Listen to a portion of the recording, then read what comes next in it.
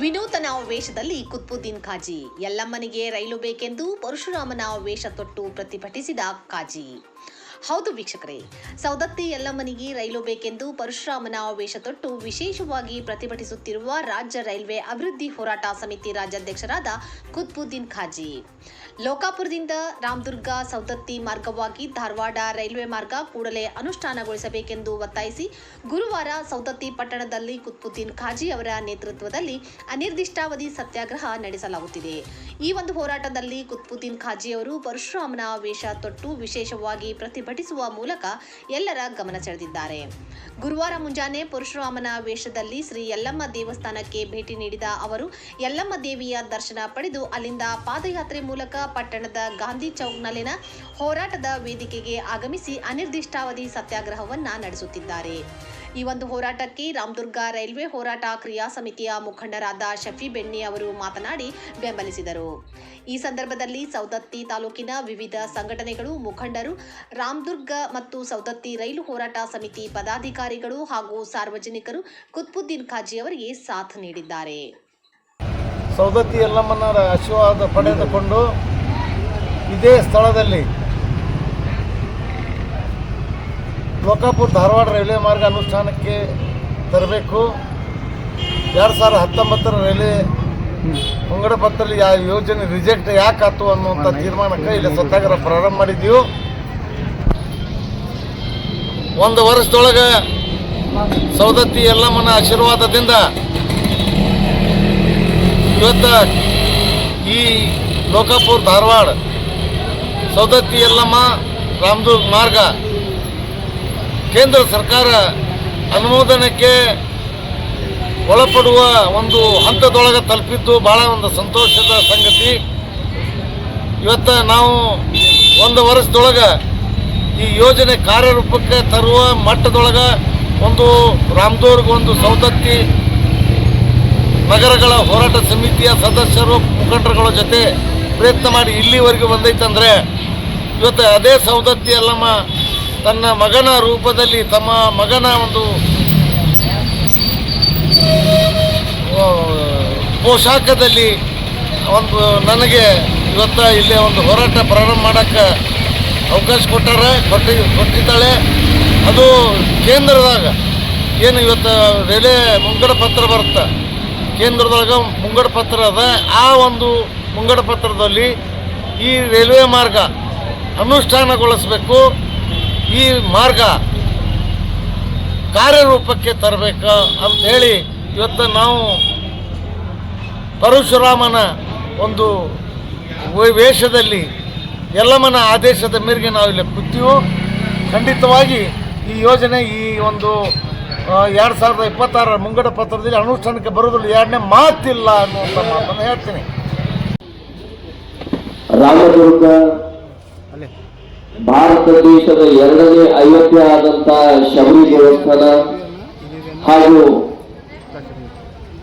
ಇಡೀ ದೇಶದ ತುಂಬ ಜನಪ್ರಿಯತೆ ಹಾಗೂ ಧಾರ್ಮಿಕ ನಂಬಿಕೆ ಉಳ್ಳಂತಹ ಸಿರ್ಸಂಗಿ ಕಾಳಮ್ಮ ದೇವಸ್ಥಾನ, ಅದೇ ರೀತಿ ಒಂದು ತಿರುಪತಿ ಮಾದರಿಯಲ್ಲಿ ಧಾರ್ಮಿಕವಾಗಿ ಜನ ನೋಡತಕ್ಕಂಥ ಯಲ್ಲಮ್ಮನ ಗುಡ್ಡ ಹಾಗೂ ಶಿಕ್ಷಣದ ಒಂದು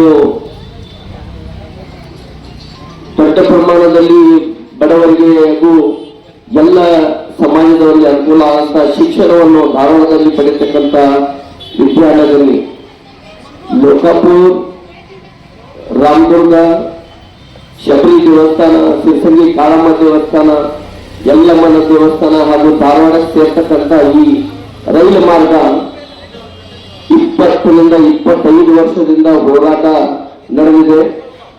ಈ ಹೋರಾಟವನ್ನ 2 ವರ್ಷದಿಂದ ಬಹಳ ತೀವ್ರವಾಗಿ ನಮ್ಮ ರಾಜ್ಯಾಧ್ಯಕ್ಷರು ಕುತ್ಬುದ್ದೀನ್ ಖಾಜಿ ಸಾಹೇಬರು ರಾಮದುರ್ಗ ತಾಲೂಕಿನ ಜನತೆ ಹಾಗೂ ಸೌದತ್ತಿ ತಾಲೂಕಿನ ಜನತೆಯ ಜೊತೆಗೆ ಪ್ರಾರಂಭವನ್ನು ಮಾಡಿ ಹೋದ ವರ್ಷ ಇದೇ ಸ್ಥಾನದಲ್ಲಿ ಸೌದತ್ತಿಯಲ್ಲಿ ಸತ್ಯಾಗ್ರಹವನ್ನು ಕೂಡಿದಾಗ ಸತತ 8ರಿಂದ 9 ದಿವಸ ಸತ್ಯಾಗ್ರಹವನ್ನು ಮಾಡಿ ಈ ತಾಲೂಕಿನ ಜನಪ್ರಿಯ ಶಾಸಕರಾದಂತಹ ವಿಶ್ವಾಸ್ ವೈದ್ಯ ಸಾಹೇಬರು ಅವರಿಗೆ ಆಶ್ವಾಸನೆಯನ್ನು ಕೊಟ್ಟು ಈ ಸತ್ಯಾಗ್ರಹವನ್ನ ಮುಗಿಸಾಕಿಸಿದ್ರು. ಅದರ ಪರಿಣಾಮವಾಗಿ ರಾಜ್ಯ ಸರ್ಕಾರ ಆಗಲಿ ಕೇಂದ್ರ ಸರ್ಕಾರ ಆಗಲಿ ನಮ್ಮ ರಾಮದುರ್ಗ ತಾಲೂಕಿನ ಜನಪ್ರಿಯ ಶಾಸಕರಾದಂತಹ ಅಶೋಕಣ್ಣ ಪಟ್ಟಣ್ ಅವರು ಹಾಗೂ ವಿಶ್ವಾಸ್ ವೈದ್ಯ ಅವರು ಹಾಗೂ ನಮ್ಮ ಜಿಲ್ಲೆಯ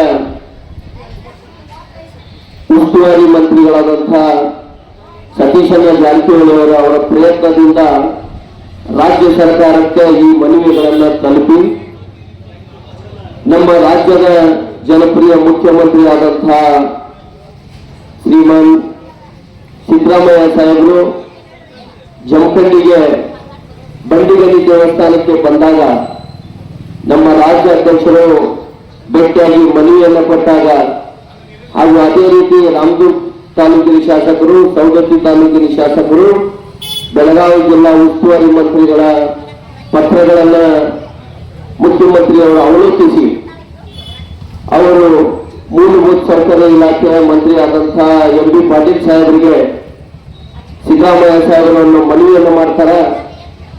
ಕೂಡಲೇ ಲೋಕಾಪುರ್ ಸವದತ್ತಿ ಧಾರವಾಡ ರೈಲು ಮಾರ್ಗಕ್ಕೆ ಏನು ಭೂಮಿ ಅಗತ್ಯ ಇದೆ ಅದನ್ನು ನೀವು ತಕ್ಷಣಕ್ಕೆ ಅದನ್ನ ಕ್ರಿಯಾಶೀಲರಾಗ್ರಿ ಅಂತೇಳಿ ಪತ್ರವನ್ನ ಮೂಲಭೂತ ಸೌಕರ್ಯ ಇಲಾಖೆಗೆ ಬರೀತಾರೆ ಮುಖ್ಯಮಂತ್ರಿಯವರು. ಮೂಲಭೂತ ಸೌಕರ್ಯ ಇಲಾಖೆಯ ಮಂತ್ರಿ ಆದಂತಹ ಎಂ.ಬಿ. ಪಾಟೀಲ್ ಸಾಹೇಬರು ಅವರು ಮುಖ್ಯಮಂತ್ರಿಗೆ ವಾಪಸ್ ಪತ್ರವನ್ನು ಬರೀತಾರೆ. ನಮಗೆ ಲೋಕಾಪುರ್ ಧಾರವಾಡ ರೈಲು ಮಾರ್ಗದ ಜಮೀನಿಗೋಸ್ಕರ ಯಾವುದೇ ರೀತಿಯಿಂದ ಕೇಂದ್ರ ಸರ್ಕಾರದ ಒಂದು ಪ್ರಸ್ತಾವನೆಯನ್ನು ಬಂದಿಲ್ಲ ಅಂತ ಹೇಳ್ತಾರೆ. ಅದರ ಭಾಗವಾಗಿ ನಾವು ಎಲ್ಲರೂ ಸೇರಿ ಹೋರಾಟ ಸಮಿತಿಗಳು ಹಾಗೂ ನಮ್ಮ ಶಾಸಕರುಗಳು ಎಲ್ಲರೂ ಹೋಗಿ ನಮ್ಮ ಬೆಳಗಾವಿ ಜಿಲ್ಲೆಯ ಸಂಸದರಾದಂಥ ಮಾಜಿ ಮುಖ್ಯಮಂತ್ರಿ ಆದಂಥ ಜಗದೀಶ್ ಶೆಟ್ಟರ್ ಸಾಹೇಬರಿಗೆ ಮನವರಿಕೆಯನ್ನು ಮಾಡಿಕೊಟ್ಟಾಗ ಅವರು ಸ್ವತಃ ಈ ರೈಲು ಹೋರಾಟಗಾರರನ್ನ ಕರ್ಕೊಂಡು ನಮ್ಮ ಸೌತ್ ರೈಲ್ವೆಯ ಮುಖ್ಯ ವ್ಯವಸ್ಥಾಪಕರಾದಂತಹ ಮಾತೂರ್ ಸಾಹೇಬರ ಹತ್ರ ಒಂದು ಮೀಟಿಂಗ್ ವ್ಯವಸ್ಥೆಯನ್ನು ಮಾಡಿ ತಕ್ಷಣಕ್ಕೆ 2019ರಲ್ಲಿ ಏನು ಒಂದು ರೈಲು ಮಾರ್ಗದ ಸರ್ವೆಯನ್ನ ರಿಜೆಕ್ಟ್ ಆಗಿತ್ತು, ಅದನ್ನ ತಕ್ಷಣಕ್ಕೆ ಅದನ್ನು ಸರ್ವೆ ಮಾಡಿ ಅಂತ ಹೇಳಿ ಸಂಸದರ ಮುಂದೆ ಅವರು ತಮ್ಮ ಕೆಳಗಿನ ಅಧಿಕಾರಿಗಳಿಗೆ ಆದೇಶವನ್ನು ಮಾಡಿ ಪತ್ರವೂ ಕೂಡ ನಮ್ಮ ಸಂಸದರಿಗೆ ಕೊಟ್ಟಿರ್ತಾರೆ.